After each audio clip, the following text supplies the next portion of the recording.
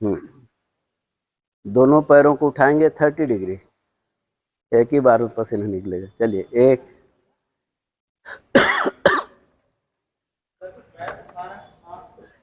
श्वास को लेके रोको,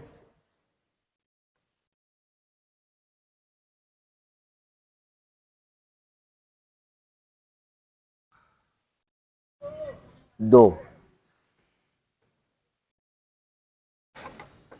1। इससे घुटना भी मजबूत होता है। आप देखिए, पूरा ध्यान घुटने पर, घुटना जंघा शक्ति विकासक,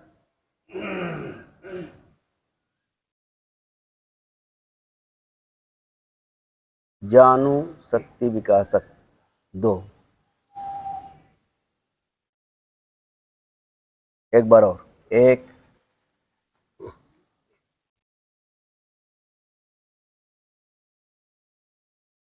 10 की गिनती तक रुकना है। 1, 2, 3, 4, 5, 6, 7, 8, 9, 10। वापस रिलैक्स, दोनों हाथ कमर के बगल में रखिए। आया मजा?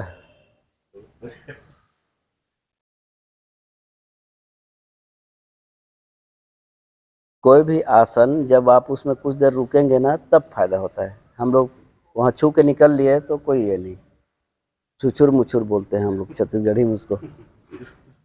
रोज करता हूँ मैं, तो इतना सारा आसन कर लेता हूँ, 50 ठो आसन कर लेंगे, लेकिन कोई फायदा नहीं हो रहा है। हाँ, आप 1 या 2 कीजिए। वास्तव में स्वस्थ रहने के लिए जो मैं नाड़ी देख के लोगों को बताता हूँ, 4 आसन बहुत हो गया तो 5 आसन, 2 ब्रीदिंग प्रैक्टिस, उसमें प्राणायाम कहिए या ब्रीदिंग प्रैक्टिस कहिए, और एक रिलैक्सेशन के लिए, उसको ध्यान कहिए या कुछ भी कहिए। बस टोटल 20 मिनट का रहता है, और आपको 4-5 दिन में ही असर दिखेगा, मैक्सिमम 7 दिन।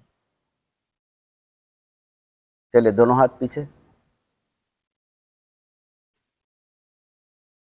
दोनों पैरों को उठाएंगे 60 डिग्री। 1,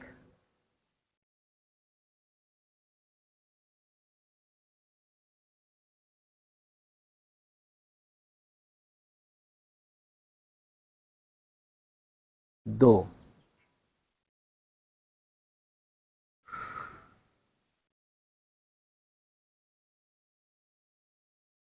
1,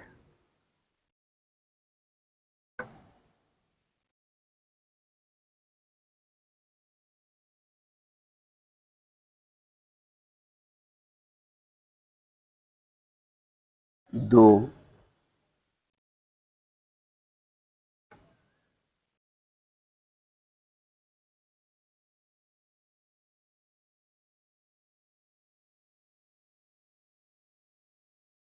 1, 60 डिग्री, घुटना सीधा रखिए,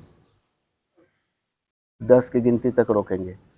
1, 2, 3, रोक के रखिए, 4, 5, 6, 7, 8, 9, 10। वाह, 10। रिलैक्स।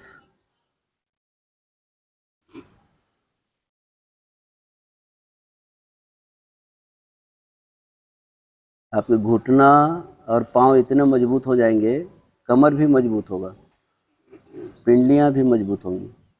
और पिंडली का मजबूत होना मतलब आपका पेट का और हार्ट का, पिंडली को सेकंड हार्ट बोला गया है।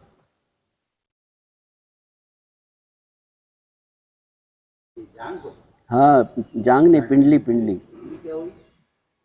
हाँ हाँ, ये पिंडली में काफ मसल्स, काफ मसल्स। वहाँ जब आपका ये संकुचन होता है ना, तो ब्लड ऊपर की ओर जाता है।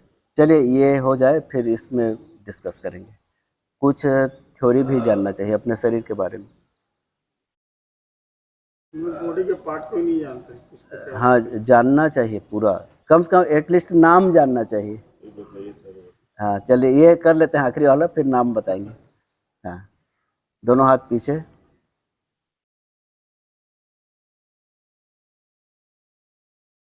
90 डिग्री। 1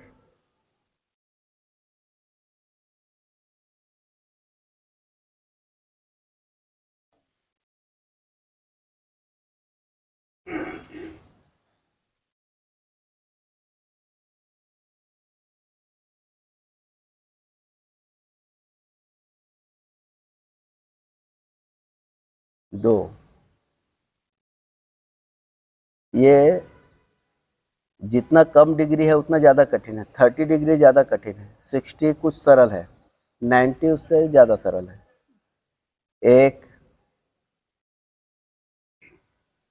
क्योंकि आपके पैर का भार सीधा वो कमर उसको वहन कर लेता है ना। आप 30 डिग्री उठाएंगे तो आप इतना किलो का वजन आप उठा के रखे हैं, देखिए गुरुत्वाकर्षण के विपरीत। 2।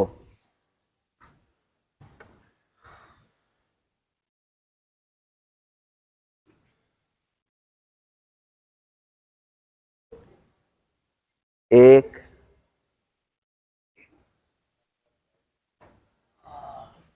हाँ उठा के रखिए, घुटना सीधा रखिए। देखिए पेट, पेल्विक रीजन में असर होता है उसका, नाभि से नीचे। 10 की गिनती तक रोकेंगे, कैसे वापस आ जाए। 1 2 3 4 5 6 7 8 9 10। चलिए, तो जो लोग पहले गिरा दिए वो लोग फेल हो गए।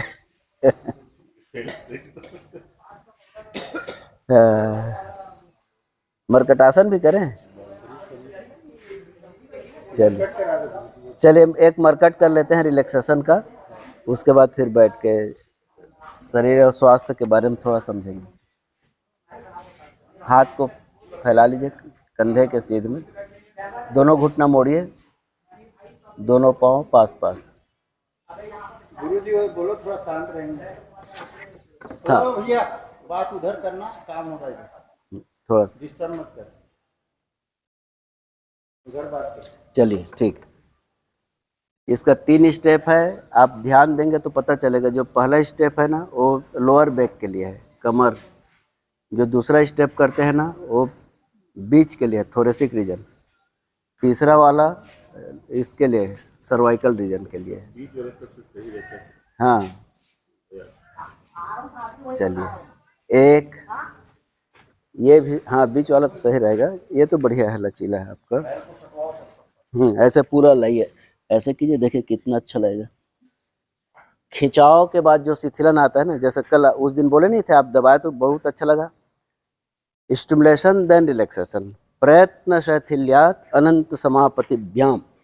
ऐसे खिंचाव के बाद जो वापस आएगा 2, उसमें आराम है वास्तव में। हाँ 3 कीजिए ऐसे पूरा।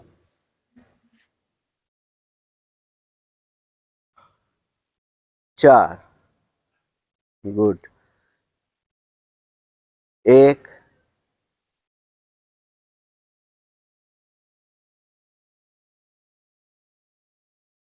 2 3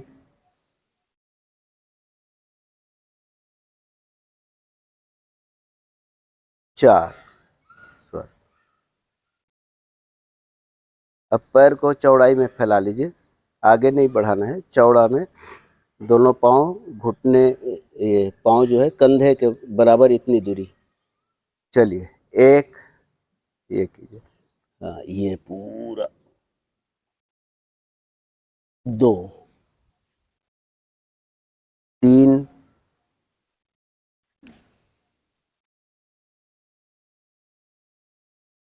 4 1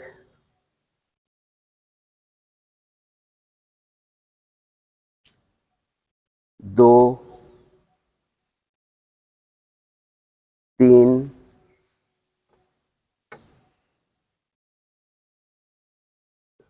4 1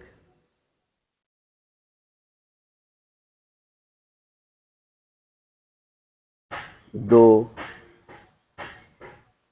3 4। अब दोनों पाँव जमीन से ऊपर उठाइए।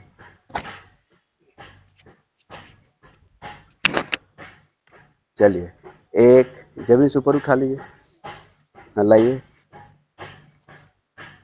ये देखिए, 2, 3, इसमें जब ऐसे मैं हेल्प करूंगा ना तो वो पहले और दूसरे वाले से ज्यादा इसमें मजा आएगा। 4, 1, हाँ लाइए ऐसे, हाँ हाँ ऐसे, ऐसा, 2, ज्यादा ज्यादा हो रहा है? नहीं होगा, ठीक है 3, ये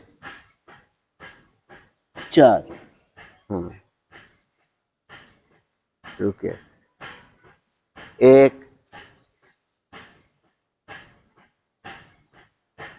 2, 3,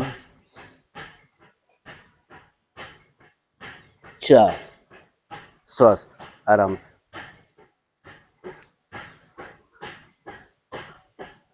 वो वाला खराब है, उसको मत कीजिए, घुटना खराब होगा आपका, आपका घुटना खराब होगा। इधर डिस्टर्ब हो रहा है अलग बात है, लेकिन आपका घुटना, उसका बेरिंग खराब है ना, तो आपके घुटने की भी बेरिंग खराब होगी। वहां झटका लग रहा है ना, ऐसे घट घट घट घट, हाँ उधर बढ़िया है।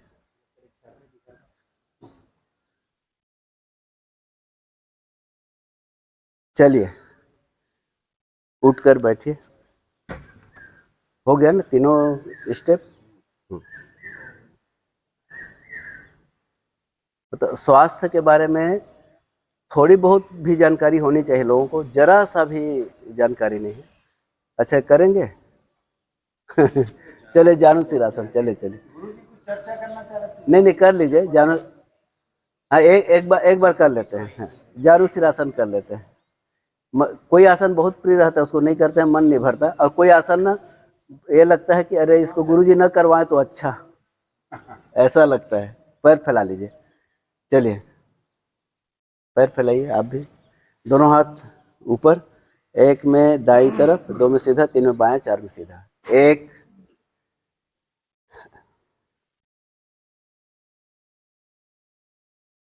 2,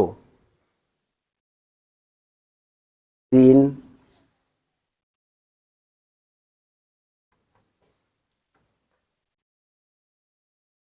4, 1, 2, 3,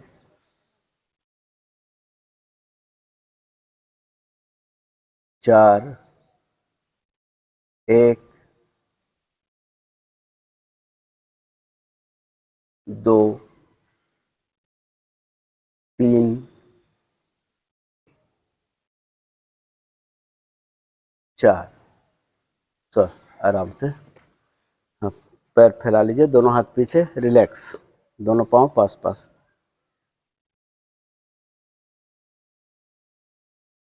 बैठिए।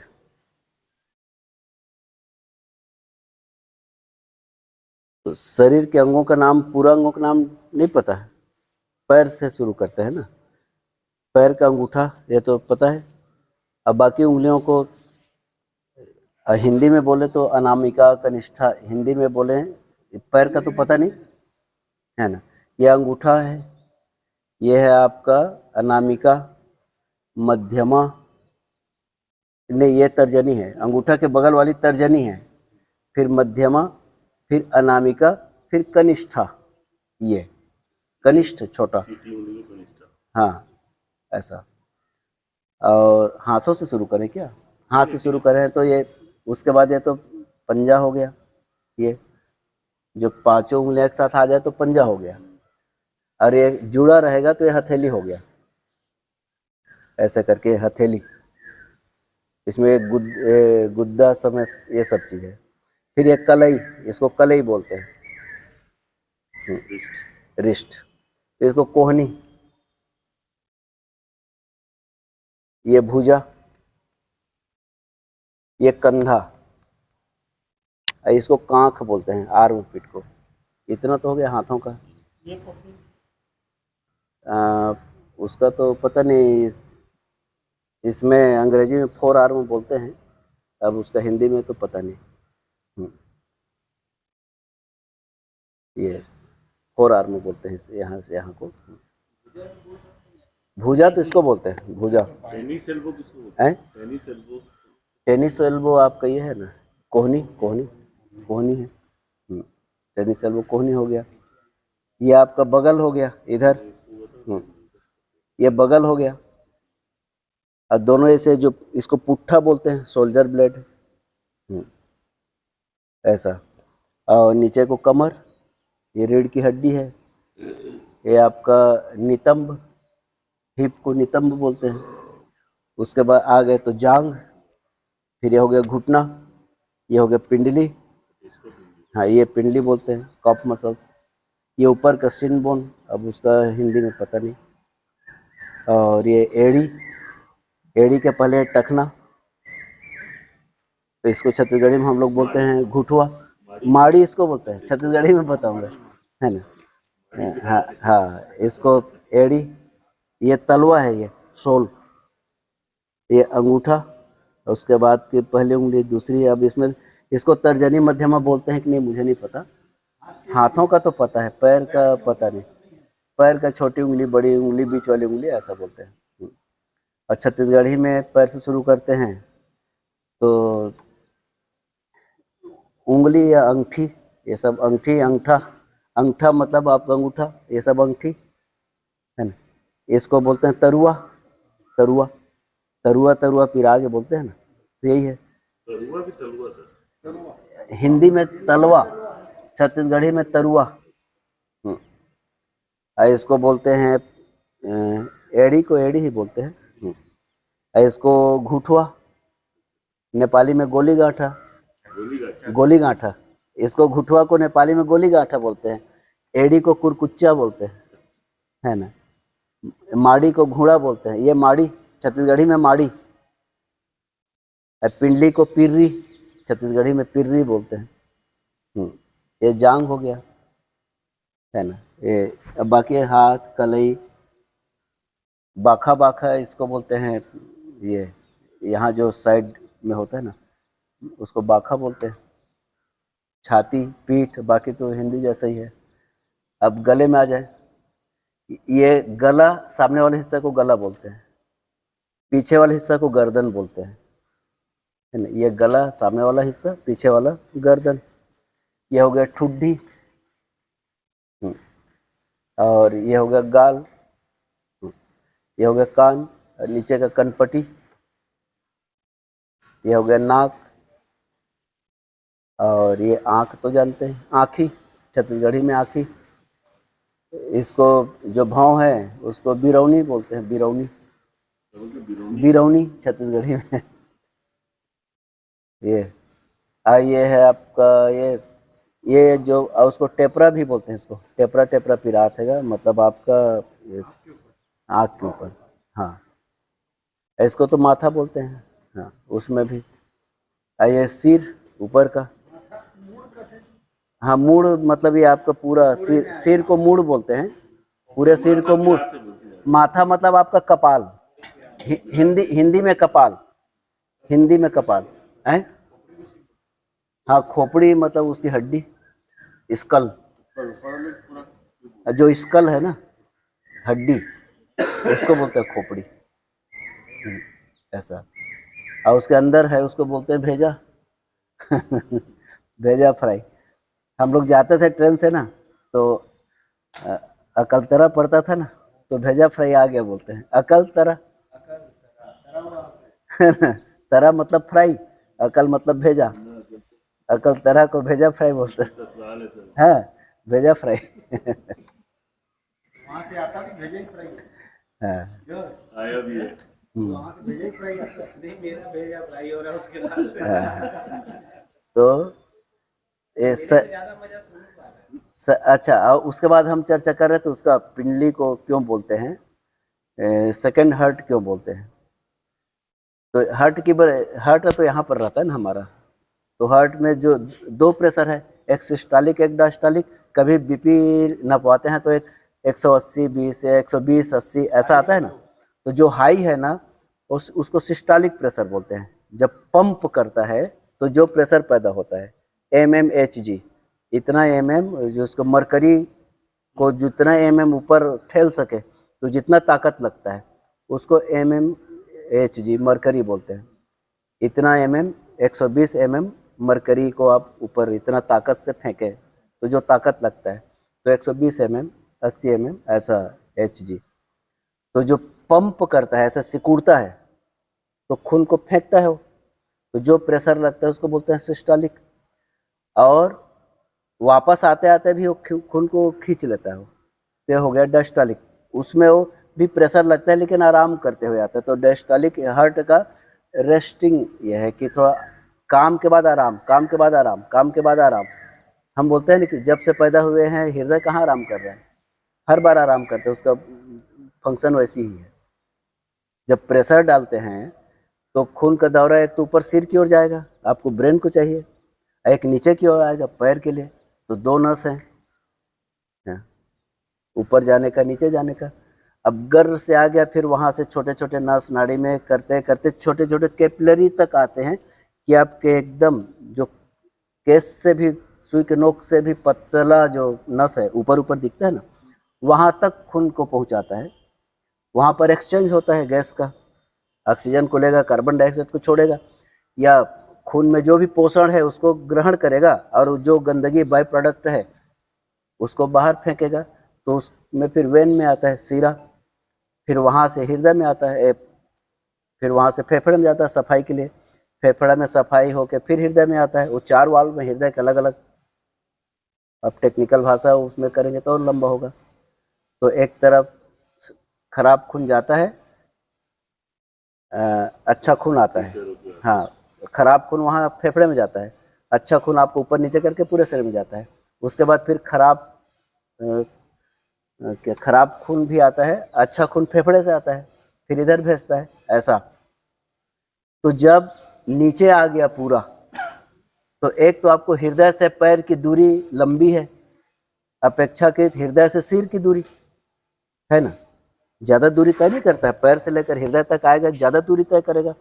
और एक जो सिस्टोलिक प्रेशर है उसी में पूरा नीचे तक जाएगा, उसी प्रेशर से वापस आपको हृदय फेफड़े तक आना पड़ेगा उसको। तो दूरी भी ज़्यादा तय करना है, ऊपर से गुरुत्वाकर्षण भी है, नीचे हर चीज़ को नीचे खींच रहा है, तो उसी प्रेशर से ऊपर तक कैसे डालेगा। तो सिस्टम बना रखा है हमारे जो वेंस में, ऐसे ऐसे भी शेप का वाल्व लगा रहता है, एक बार जाता है फिर बंद कर देता है, फिर ऐसे जाता है धड़कन के साथ, फिर बंद कर देता है, फिर ऐसे जाता है, फिर हर ऐसे ऐसे ऐसे बना रहता है, भी शेप में वाल्व बना रहता है, वो रोकता है।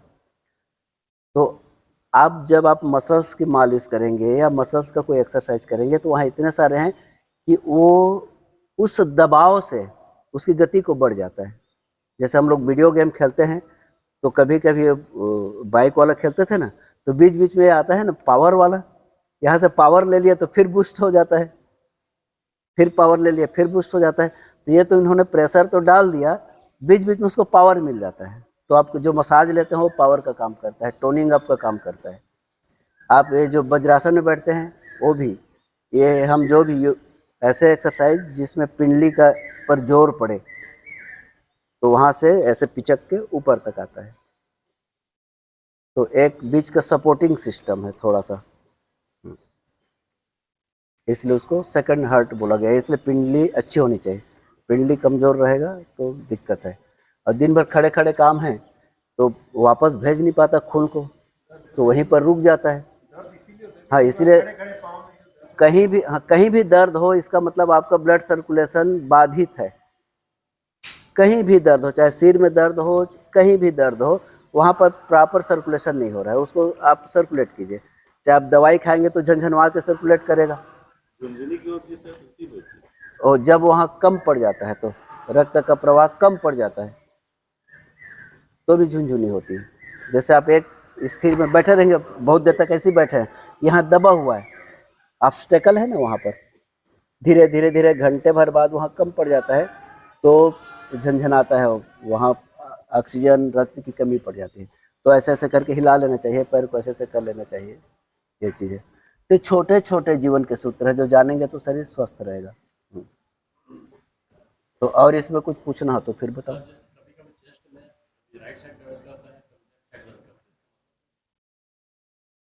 गैस का भी हो सकता है, गैस्ट्रिक का, है ना। हाँ, देखिए वायु जहाँ भी कुपित होगा ना तो वहाँ तो दर्द वही सर्कुलेशन को डिस्टर्ब करता है ना, तो उससे भी दर्द होता है। और हमेशा लेफ्ट साइड दर्द हो तो एक बार चेक करवा के देख लीजिए कि कोई और प्रॉब्लम थोड़ी है।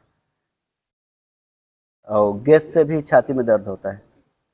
जो सर वात की कब बोलते हैं जो, हाँ हाँ इनमें क्या क्या प्रॉब्लम आएगी जिसको वात की दिक्कत है, जिसको कब की दिक्कत हाँ, ये जो 5 तत्व है ना, मिट्टी, पानी, धूप, हवा, आकाश, हमारा पूरा शरीर 5 तत्वों से बना है।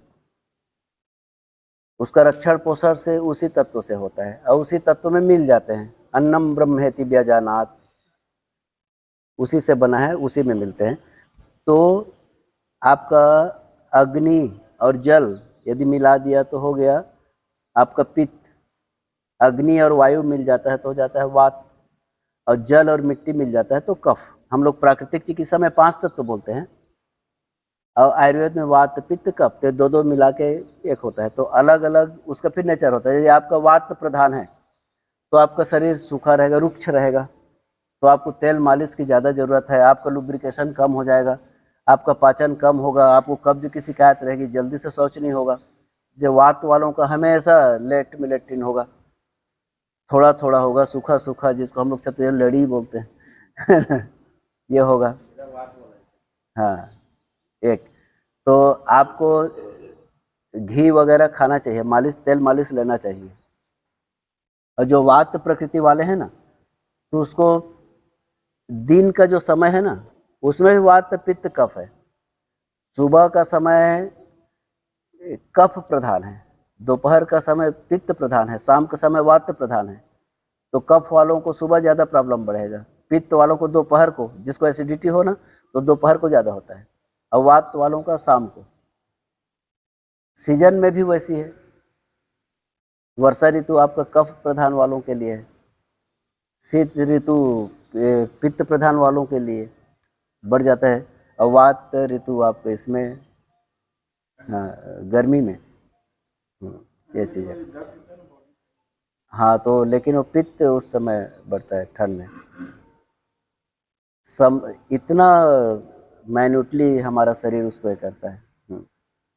समय पर भोजन भी वैसी है, वात, कफ, पित्त। तो वात प्रधान वाले हैं तो वात के हिसाब से आप देखिए, तेल वगैरह का प्रयोग अच्छे से कीजिए। अब आप जितना भी खाएंगे, लेकिन वात प्रधान वालों को एक दिक्कत है, जितना भी खाएंगे शरीर बनता नहीं, मोटा नहीं होता। तो आपका वात और पित्त प्रधान है, मिक्सअप है, तीनों रहते हैं, वात, पित्त, कफ रहते हैं। किसी की मात्रा ज़्यादा, किसी की कम रहती है। आप वात की अधिकता रहती तो आप हमेशा दुबले पत्ते रहते। जैसे वहाँ एक सर थे ना, कौन सर, केन कॉलेज में जो प्रिंसिपल थे ना, वो थे ना नहीं नहीं नहीं, पांडे, हाँ दीनानाथ पांडे जी, वो वात प्रकृति के परफेक्ट उदाहरण थे। वो एकदम सुखड़े रहते एकदम, और स्टेमिना भी रहती है। वात प्रकृति वाले बात करेंगे ना तो इतनी जल्दी जल्दी बात करेंगे कि आप उसके बात को समझ नहीं पाएंगे। आपका वात और पित्त प्रधान है, जल्दी जल्दी बात करेंगे और लड़बड़ लड़बड़ हो जाता है इतना, हर चीज में फास्ट, कोई भी काम करेंगे तो फास्ट। पित्त वालों एनर्जेटिक रहते हैं, हर चीज में एनर्जी मस्त रहेगा, गुस्सा भी जल्दी आ जाता है। और कफ वाले लोग एकदम मस्त बिंदास, बिजनेस में घाटा भी होता है, छोड़ यार, होते रहता है, जिंदगी का क्रम है। एकदम हाथी जैसे चलेंगे, मस्त आराम से खाएंगे। और तो एक रोटी खाएंगे तो उसको शरीर मोटा हो जाएगा, थोड़ा सा खाएंगे तो अंग में लगता है। कोई ज़्यादा टेंशन लेते नहीं, ऑफिस भी जाएंगे तो आराम से जाएंगे। कफ वालों को, आपको कफ के, ये तो सुस्ती ज़्यादा रहती है, लेजीनेस, लेथर्जी, ये कफ वालों का रहता है। लेकिन ज़िंदगी बड़ा आराम से रहता है, कोई टेंशन नहीं लेते वो लोग, है ना, हर चीज़ में मस्त रहता है। तो आपका गले की समस्या, कफ की समस्या, वो सब, सर्दी खांसी, ये सब होता रहेगा। पित्त वालों को एसिडिटी वगैरह ज़्यादा होता है, अल्सर, एसिडिटी, ये सब होगा। वात वालों को जोड़ों का दर्द, ये सब ज़्यादा होगा। नाड़ी विशेषज्ञ तो नाड़ी देख के सब बता देते। हाँ, नाड़ी देख के आपका पूरा सब, नाड़ी में आपका 72,000 नहीं, करीब 72 प्रकार से चेकअप होता है।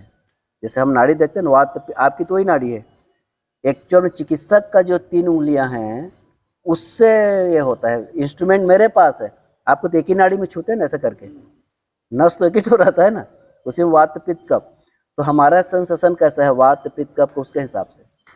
तो नाड़ी छुएंगे 3 नाड़ी, तो उसको दबा के छुएंगे, सुपरफिशियल टच ऊपर ऊपर उल्लू फुल्लू छत्तीसगढ़ी में, एक दबा के छूते हैं, डीप टच सुपरफिशियल टच, ये 2 हो गया।